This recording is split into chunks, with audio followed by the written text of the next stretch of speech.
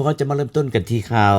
ประธานประเทศพร้อมด้วยภรรยาและคณะเดินทางถึงนครหลวงเซอูลของสาธารณรัฐเกาหลี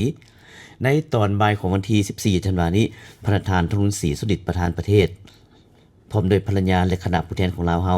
ได้เดินทางถึงสนามบินเซอูลแอร์เบสนครหลวงเซอูลสาธารณรัฐเกาหลีเพื่อดำเนินการเยี่ยมยามอย่างเป็นทางการอยู่สาธารณรัฐเกาหลีในระหว่างวันที่14-15ธันวาคมนี้พิธีต้อนรับที่สนามบินได้จัดขึ้นอย่างอบอุ่นและสมเกียรติซึ่งออกต้อนรับที่สนามบินนำโดยท่านโซฮยองซานรองรัฐมนตรีกระทรวงการต่างประเทศแห่งสาธารณรัฐเกาหลีและท่านสงการดวงมุนินทรเอกอัครทูตของลาวเฮาประจำสาธารณรัฐเกาหลีพร้อมด้วยพนักงานที่เกี่ยวข้องของทั้งสองฝ่าย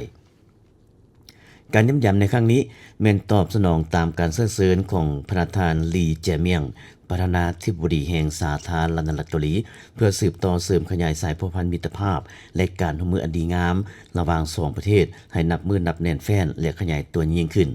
ทั้งเป็นการเฉลิมฉลองการสร้างตั้งสายพันธการทูตระหว่างลาวและสาธารณรัฐเกาหลีครบรอบ30 ปีอีกด้วย